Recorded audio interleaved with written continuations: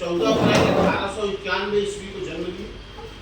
जन्म के उपरांत इन्होंने देश के लिए, मतलब देश में तो बहुत ही महापुरुषों ने जन्म लिए, पर बाबा साहब एक उन महापुरुषों में से ऐसे महापुरुष थे जिन्होंने भारत के निर्माता शिल्पकार के रूप में जाने जाते हैं।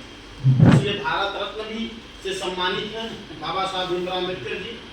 तो अम्बेडकर जी के सिद्धांत ये थे कि शिक्षा और संगठन चाहे तो जाए जिसको झुका सकता है। शिक्षा के बल पर इन्होंने अपने आप को पूरे विश्व में भारत का नाम परचम लहराने का कार्य बाबा साहब भीमराव अम्बेडकर जी ने किया। तो इसलिए मैं बस इतना ही आप लोगों से कहूँगा कि आप लोग जैसे भी हैं, आपके माता पिता आप लोगों को शिक्षा जहाँ तक पढ़ा पाए वो पढ़ा पाए, पर आप अपने बच्चों को शिक्षा से वंचित मत करिए।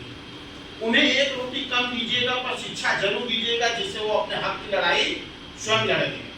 और कहीं भी कोई भी न्याय के लिए जहां खड़ा हो वहां पर न्याय के लिए आप लड़ाई जरूर लड़िएगा। न्याय का विरोध करना हमेशा सीखिएगा, कहीं भी कोई भी लड़ाई, क्योंकि बिन कहा जाता है कि बिन रोए बच्चे को माँ दूध भी नहीं पिलाती। तो बिना हक मांगे हमें और आपको अपना हक मिल सकता है, उसके लिए लड़ना पड़ता है। और लड़ने का मतलब ये नहीं कि हिंसा कि मारपीट करने लगे, ये करने। लड़ाई का मतलब है हम बाबा साहब भीमराव अम्बेडकर जी के सिद्धांतों पर चले, जिन्होंने संविधान के निर्माता और रचयिता हैं, जिन्होंने 2 वर्ष 11 माह 18 दिन में देश के संविधान को लिखने के लिए विभिन्न देशों से जो उन्हें अच्छा लगा उन चीज़ों को लेकर के सम्मिलित करते हुए संविधान के बनाए हैं, जिससे हम और आप आज अपने हक के लिए जो भारत का कानून और संविधान है उसके नियम कानून को हम और अपने आप को जानते हैं और पहचानने का काम करते हैं और उस दायरे पर चलने का प्रयास करते हैं। जो गलत है, गलत का विरोध हमेशा करिए,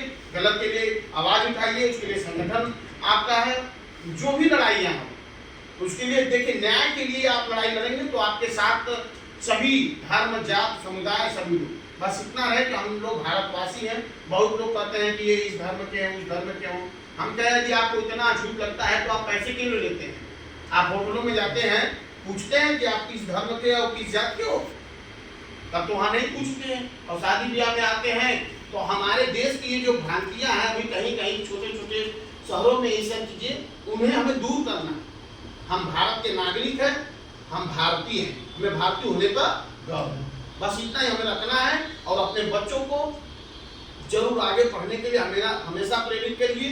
क्योंकि मैं आपको बताएं ना, बहुत लोग कहते हैं कि सर हमारे पास पैसे के अभाव में बच्चों को नहीं पढ़ा पाए। मैं आपको बता रहे हैं कि भारत का सबसे बड़ा एग्जाम आईएएस एग्जाम, जिसे आईपीएस और आईएएस अधिकारी जो कि एक जिले का कमान या सचिव के रूप में तैनात होकर के कार्यभार पूरा संभालते हैं। अब पूरा इतिहास गवाह है, आप गूगल पर सर्च करके देख लीजिए, जितने भी आईपीएस और आईएएस अधिकारी हैं सब एक गरीब घर के माँ बाप के बच्चे हैं।